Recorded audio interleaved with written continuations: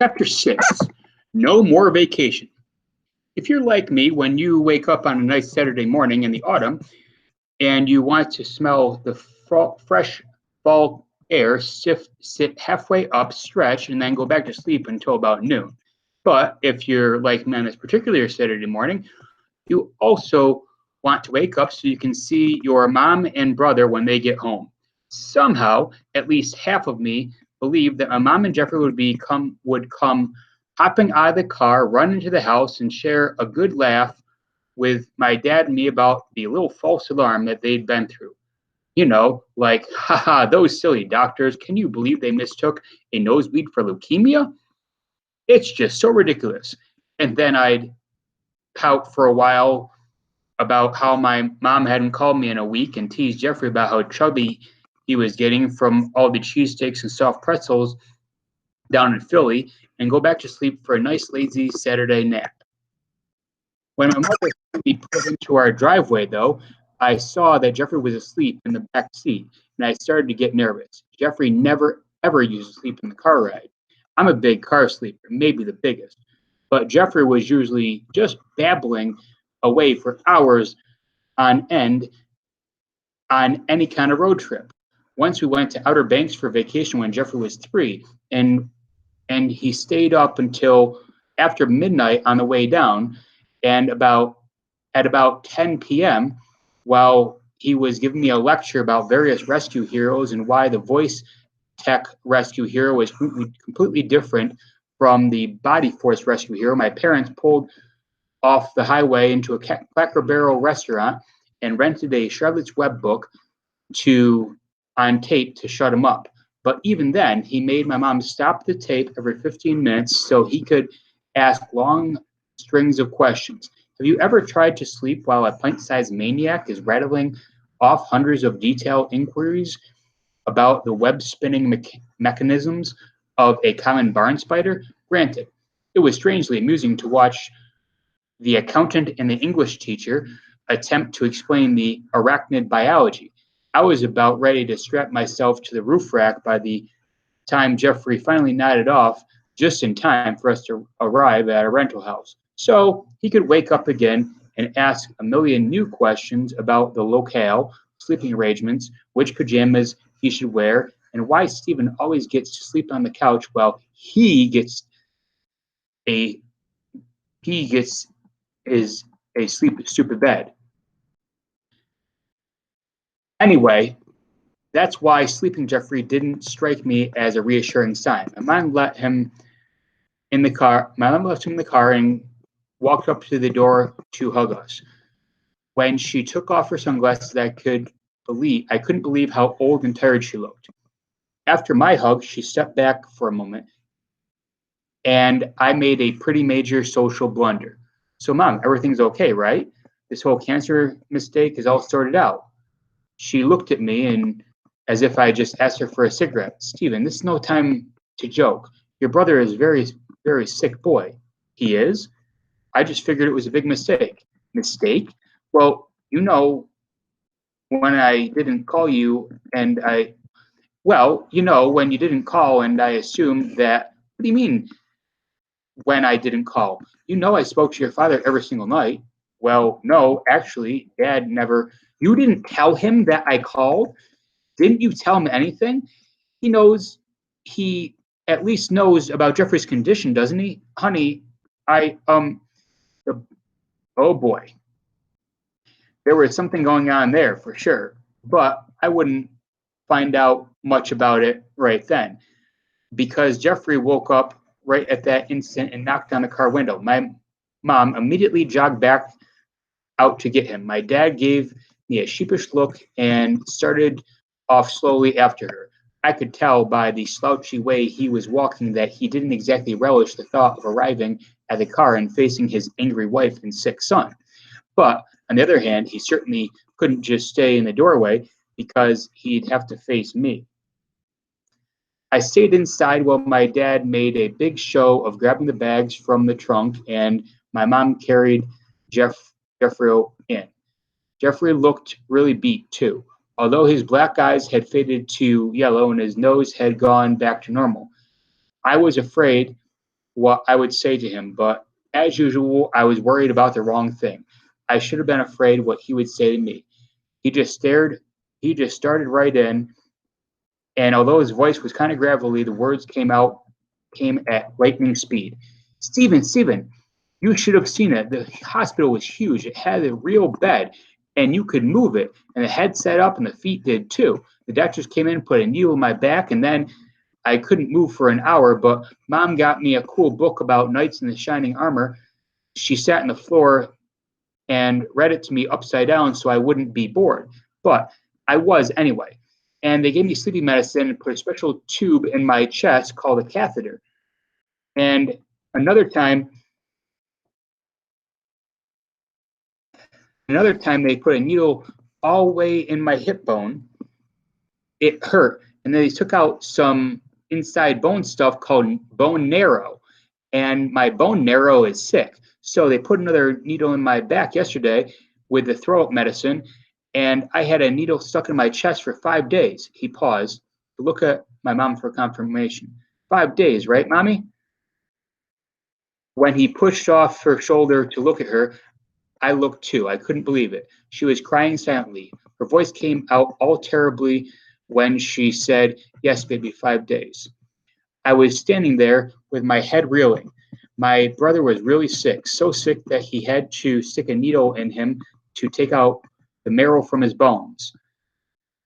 He was so sick that they had to stab needle into his spinal cord. He was so sick that my dad couldn't bear to tell me about it, and my mom was instantly crying as soon as the details were mentioned. And everything I had been thinking all week was 100% wrong. My mother recovered enough to ask Geoffrey if he wanted a snack, and he turned kind of green and said he wasn't hungry. I found out later that he had begun chemotherapy for his disease, and that one of his many side effects was nausea. Can you put me down? Can I hug Daddy? Of course, honey. Daddy, I missed you.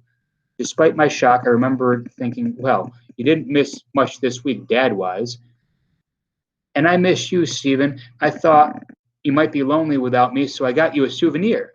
At this, Geoffrey pulled out something out of his pocket. It was a box of orange Tic Tacs. I couldn't believe it. In the middle of his horrible experience, Geoffrey had thought of me and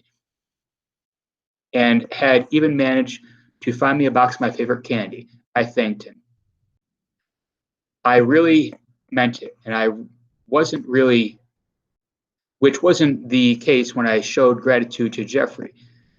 I remembered when he was maybe a year old, Geoffrey went through a phase of picking up random objects from the floor and giving them to one of us, usually me. Be right in the middle of a building, a gigantic Lego space station or whatever, and he would come toddling over and present me with that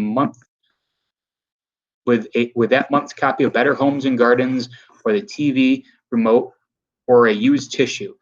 And my mom would make me stop what I was doing and say thank you. I really hated it at the time, and my annoyance had been blinded me to see how generous my little brother really was. Okay, before this turns into some kind of weepy love fest, I will tell you what happened next. I took out a Tic Tac, popped one in my mouth, and offered one to Geoffrey. He held out his hand, pinched the Tic Tac between his thumb and pointer finger, put it into his mouth, and promptly threw up onto my sneakers. My first reaction was to shout, "Geoffrey, Mom!" Geoffrey looked up at me, with little hurt deer eyes he gets when I yell at him, and ran to the bathroom. Mom told me not to move, got a white plastic kitchen garbage bag and made me step into it, and then took my sneaker off of me as I stepped off of the bag. My dad was just kind of staring at everything with a baffled expression until my mother told him to go after Geoffrey. Then she turned back to me and told me to stay still, even though I was dying to take off my favorite sweatpants, which were now gore-splattered cuffs. She was dialing her cell phone at top speed, which I couldn't figure out why until she started talking into it. "Hello, this is Mrs. Elpert, Geoffrey Elpert's mother. He's a patient in clinical trial number 366. They told me, yes, I'll call. Okay, I'll hold. Mom, what's going on? Why do you have to call? Is this nurse? Okay, Jeffrey left here 2 hours ago. He just vomited. What should we do?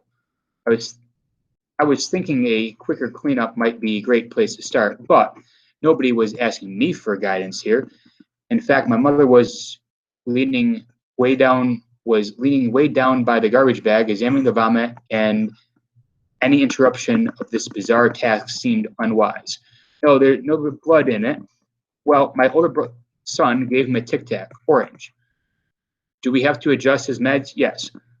And you'll fax the adjustments to Dr. Pernod here. I should call him in about an hour and about an hour and a half. I'm sorry, about an hour. Okay, thanks. She hung up and turned to me. Stephen, we have to be really careful what Jeffrey eats. As I took off my sweats, my mom started on my sneakers with some paper towels and Canon carpet cleaner. I muttered, "Now you tell me." My mom stopped, looked at me, laughed a little, and surprised me with a quick hug. I miss you, Stephen. I missed you too, Mom. Now go tell your brother you're not mad at him, okay? And I realized I actually wasn't mad at him, and all this had been quite a morning for the surprises. I went into the bathroom, threw my socks in the hamper. They looked clean, but just in case. And put my arms around Jeffrey. My dad was there, sitting on the closet on a closed toilet seat, trying to be comforting, but he really hadn't gotten his bearings yet with this cancer situation. I think he was relieved when Jeffrey leaned right into me. I started my old trusty "Hush, Jeffy" chant, and my dad tiptoed out. And after a while, Jeffrey calmed down. I looked right into his huge blue eyes and said, "Jeffrey, it's okay. Jeffy, it's okay. I'm not mad at you for throwing up in my shoes. Can you do me a favor next time, though?" "What?" "Please aim for my dress shoes. I hate them." He, he, he. "Okay, Stephen.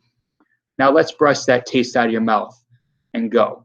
I don't know. How about a drum lesson?" "Yay, drum lesson!" We went down to the basement. Jeffrey banged around on the drum set for about 20 minutes or so, and things felt normal again for a while. Then Jeffrey told me he wanted to take a nap, which he hadn't done for at least 6 months. I figured he was probably tired after the week he had had, and I took him up to Mom and Dad. We're clearly having a very intense discussion in the dining room. So we just went right past him to his room. He wanted to wear his PJs, and I got them out for him. He took off his shirt and pants, which left him standing there in his Star Wars Episode 1 underwear. As I handed over the pajamas, I saw his lower back had a fairly massive bruise on it from the bone marrow aspiration, although I didn't know the name of the procedure yet. When he put the shirt over his head, I got a glimpse of the bruising along his spine, too. I didn't say anything about the bruises, though. I read him 2 chapters of The Trumpet of the Swan, tucked him in with his stuffed animal pet dog, cleverly named Dog, by the way, and walked downstairs to the dining room. I was somewhat sure I wanted to know what was going on with my little brother.